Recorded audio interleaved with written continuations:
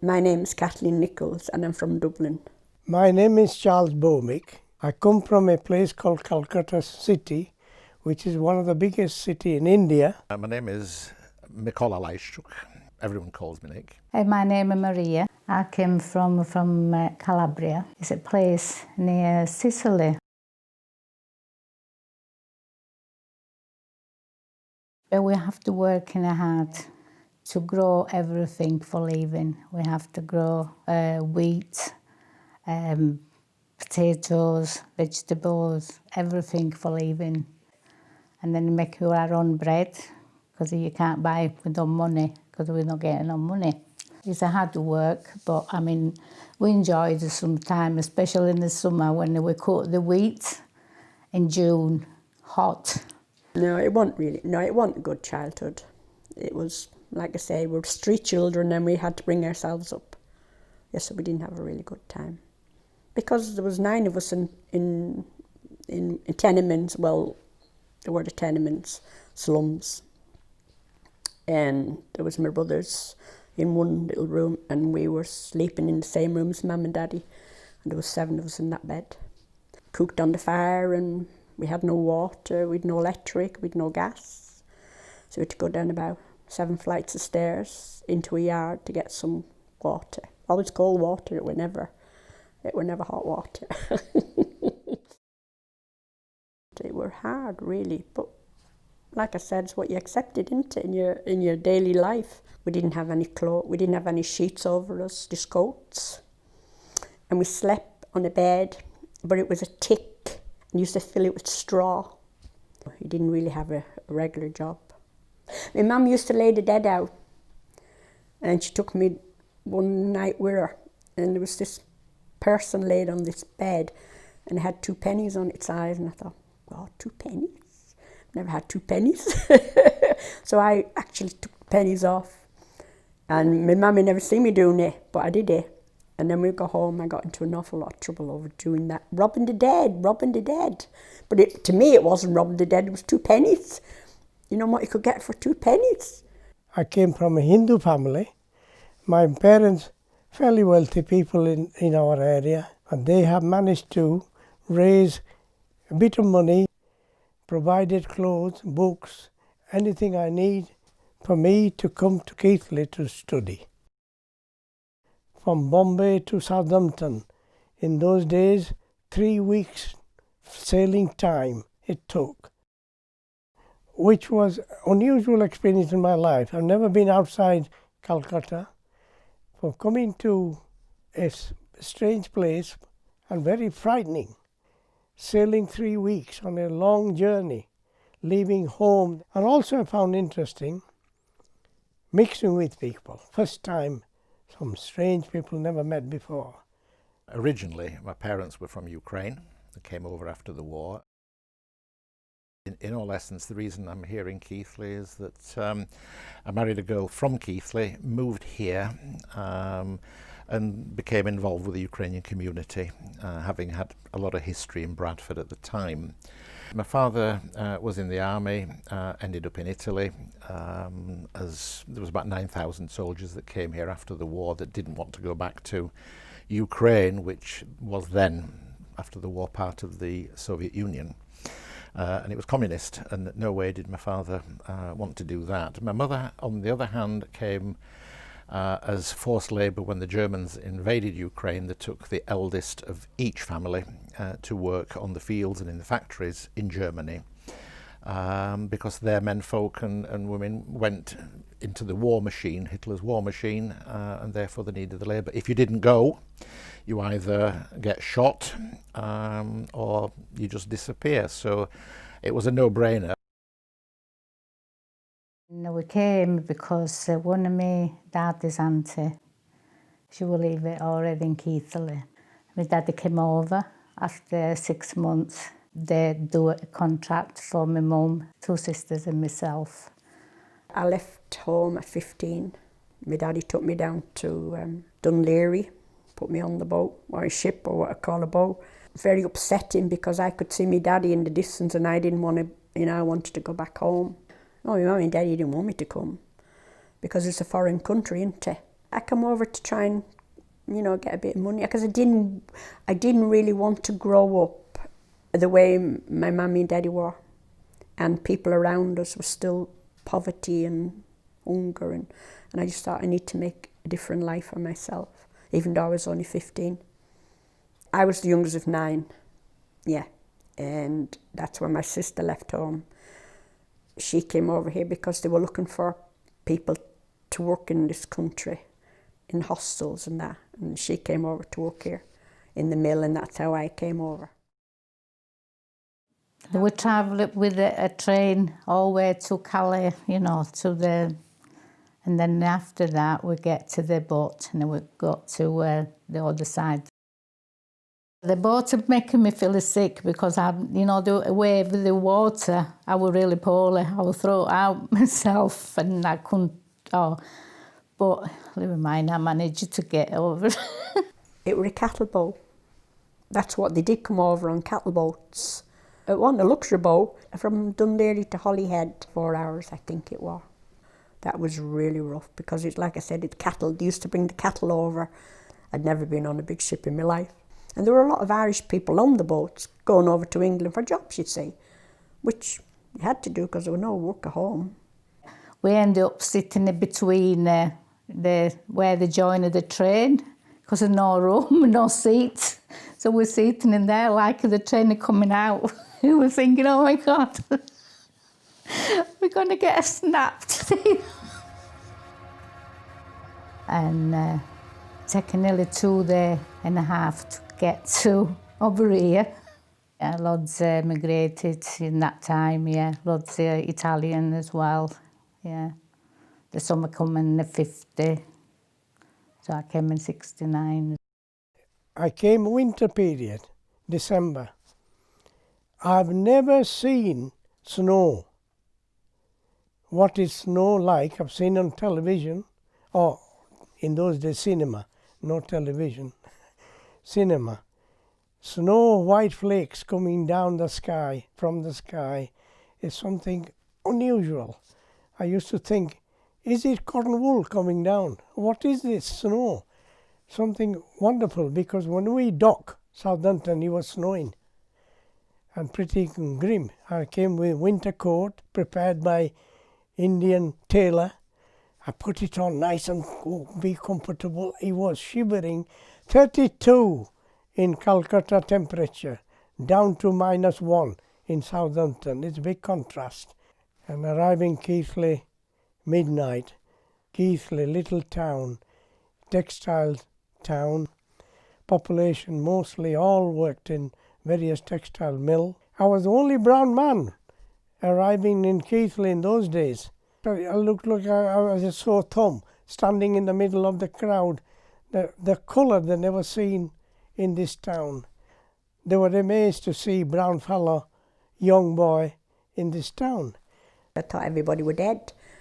It was just so quiet at night. It was frightening because I wasn't used to that. I was used to hustle, bustle. It was horrible. I thought I want to go back home. It was raining. It was miserable. It was a really bad experience for me. Yeah. From the minute I put my foot on the ground, I knew this is, you know, I don't think I want to be here. And I couldn't understand people they had this funny accent. They just saying this funny, by gum lass, and you are a bonny lass and all this. And I think, what is that, you know? And I come home one night crying from the mill. I said to my sister, I'm not going back there. Couldn't understand a word anybody was saying to me. It's taken me 50 years, maybe, to learn Italian a bit. I learn it maybe because I work with English people as well, so that helped me speaking a bit of English. So eventually, I get improved. It was only when I come back the second time, I worked in Keighley, and I worked in the mill there, and that's when I started. Sort of fell in with everybody, and I could understand the accent by then.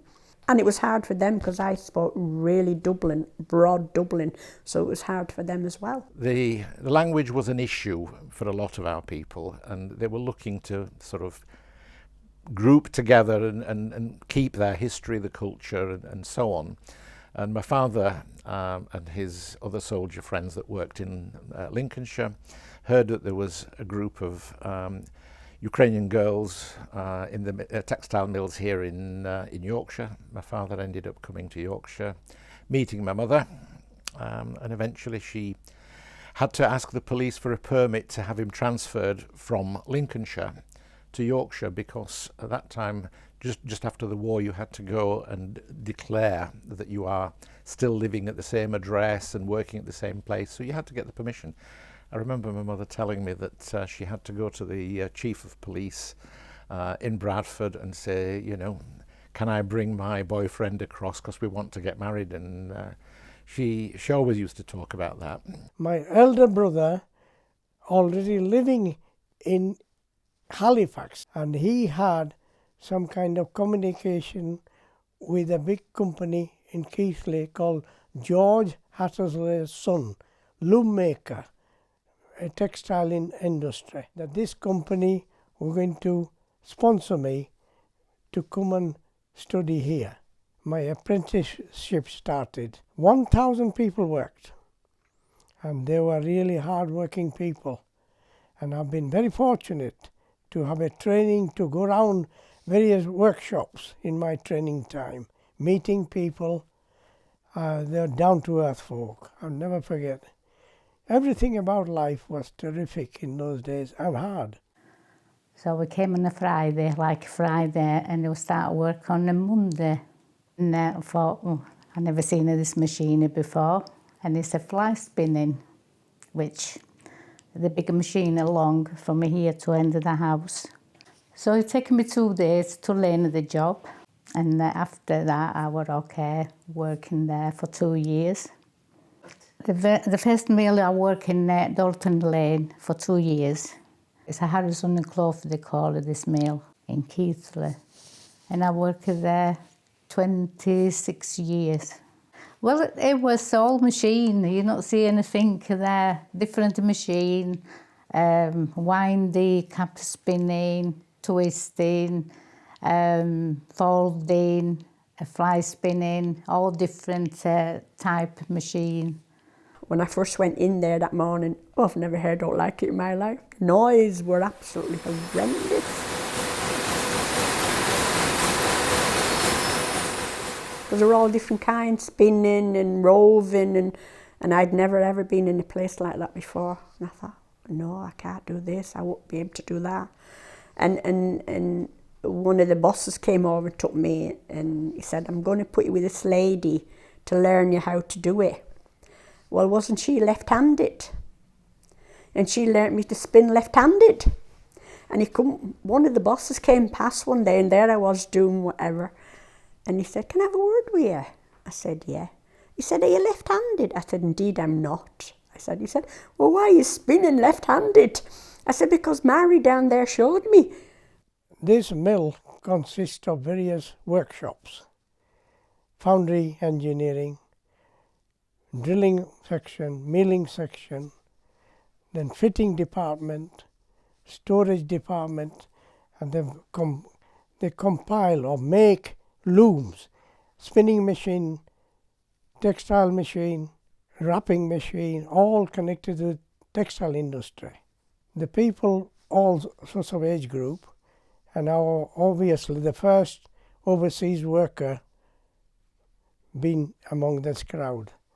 So it was a bit of a novelty for them to having me, and good for me to learn how this thing set up. Everybody used to ask me, is it your real name, or have you adopted something here?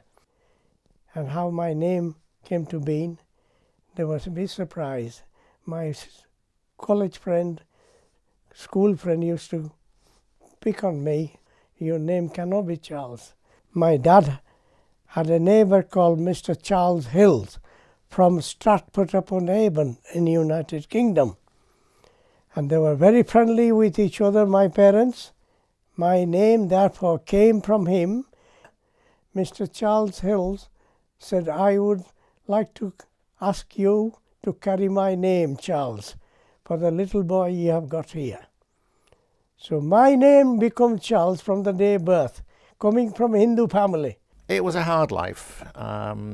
We, in a way, are still searching for identity here. The sort of very early 50s, there was a hostel at Howden Road, I think it is, at Silsden. They then used to work at textile mills. Some worked in agriculture, some worked in the quarries with the stone yards and so on. But many worked in the textile industry. But eventually, we needed a place of our own. The first Ukrainian centre was on Fleece Street, just off Worth Way. I think it was in 1963. My late wife's father and Mr. Ratic, Mr. Lajszczuk and Peter Shure and one or two others, all of my parents' generation decided that they needed to buy a building. We paid £7,150 for this massive mansion house. 18 months later it was converted to the Ukrainian centre, which became the home for the Ukrainian community. We had choirs and various organisations, and they had a dance group that used to perform at various venues in Keighley. Not only Ukrainian, I'm talking of generally, we took part in the local galas as well. When we come from Italy, there wasn't no much stuff in the supermarket like now, you know, shells. They have to ask it for stuff. And if you don't know how to speak the language, you don't know how to ask for food. When I first came over to Keighley, I thought it was a lovely little town, quaint little town. To me, it was just like a little town, not like a home. And it was quite nice, actually. And I found the people quite nice. Nice little shops, nice little places to go to. And then they had the old market, so that was lovely, the old market. In my 20s, it was around about 1975, 1980. And that town, at that time, that shopping centre at that time was absolutely buzzing with people, because people in Keighley all had employment. And it was we had lots of textiles and engineering, and everyone had a job. And as a consequence, people at the weekends would go out and spend their money in the shopping precinct. Sadly, today, a lot of those industries have gone, and people have moved away in search of work. There wasn't much work left because the mills, everybody worked in the mills. Some of the mills closed down completely, don't exist. Industry, Keighley, booming town where textile was the main industry in here, cannot claim that today. We do not have that status, because some of the textile industry now gone to overseas business people. And there were only like hatted sleeves and emus and some up Halifax Road, but there weren't many mills left. They just sort of faded away somehow or another. I worked away from Keighley for some years, and when I came back, it was so different. There's nothing in Keighley anymore. You can just go in and in 5 minutes you've done what you wanted to do in Keighley, where before used to be loads of shops. Yeah, and you go in the market now and there's nothing in the market. It's just sad, really. Our centre behind Devonshire Park became too big for us to manage. A lot of my generation that studied here, went to university, have moved away from Keighley because there's no work here for them at the level that they want. A lot have gone to Manchester, London, emigrated, which left us having to downsize. So we sold a building in Devonshire, behind Devonshire Park, and we bought a building right in the centre of Keighley, just off Cavendish Street, which is currently the Ukrainian Centre. When we bought it, there must have been 30, 40 people used to come, maybe 50. And now, out of the Ukrainian community, there may be about 5 or 6, 7 that might go once a week. I became Christian in 1955. From Hindu religion, my family all from Hindu. I was the first one become Christian in my family. I had to write to Mum, ask for consent. And she said, look, son, you are in a different world. You have started life in a place, Keighley, in West Yorkshire. You know the best. Who am I to tell you what you do not want to? You will be wrong. Do your judgment right. See what's best for you to offer. And that's very good advice by my mum. I respect what she said. And I do know everyone has an understanding what is right, what is wrong. My mother was very talented in embroidery, and she used to go to townswomen's guilds, embroiderers' guilds, soroptimists, and teacher training colleges. But that gift was passed on to my brother and I in due course. But Mum used to come to Keighley virtually every year just before Easter to teach children here how to decorate eggs. We put them in baskets of food, where we take them to church for Easter Sunday, have them blessed, and it's our traditional sort of Easter meal that we have. Community are my soul and my creation. I feel proud that I had a big part to play with the community today. Oh yeah, they're nice, friendly, yeah. I like here. I got 2 shops, a corner, a Chinese takeaway if I'm hungry, I have to cook, 2 buses, so I'm okay. Oh, fine, we're fine here. Yeah, there's quite a few of us still here, but a lot of Pakistans are living around here now. And the lady across the road, she's lovely. She said, if you want me to come over and hang your washing out, I will do for you. Oh yeah, she's lovely, and I've gone over and had a cup of tea with her and stuff. Oh no, I'm not prejudiced. We're never allowed to do that at home. There is some segregation, separation still exists, and they will continue for many areas. But looking at the reality, there are some good progress being made, and I have a big part to play to bring them together. And that togetherness is a very important factor into the Keighley way of life. You know, it's not a question of colour, it's not a question of religion, it's a community. You know, and that is what I think Keighley is about. I think each community has in one way or another contributed to what Keighley is about. Yeah, we're not having that problem, you know, about people. You know, we never said why you're doing in here, or no, it's been nice, like a home. In life in Keighley will be better if we all join and live harmoniously and happily together. What I have found is that by keeping together and mixing with the indigenous population of Keighley, we have integrated.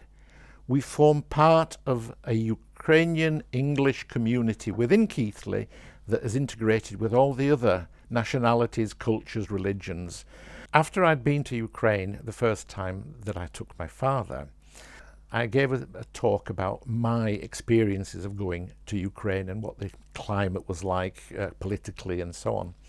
Superintendent from Keighley was sat next to my dad, and I heard him say, "John, what was it like going home?" And my dad said, "Mr. Burke, what do you mean?" He says, "Well, you've been to Ukraine, you've been home." He says, "No, I went home to where I was born, but home is here in England." And he actually turned round and he said, "Mr. Burke, when I came here, stateless, I was privileged that the Queen and the good people of this country gave me refuge. They gave me somewhere to live, to speak freely, to bring up my family and feel that I am free." I've been very fortunate to live in this town for 65 years. I have enjoyed my life immensely. I have achieved my goal many ways. I've been involved with charity groups, all sections I can see, and raised money for the good causes all throughout my life. I've seen people look at you as an outsider, doing things for good for their own community in Keighley. I hope I left a mark on Keighley town as I lead my life here. I hope I've done my bit to produce a good thing for the community I live with. I hope the community continue live peaceful life in Keighley town for a long time to come. God bless you all.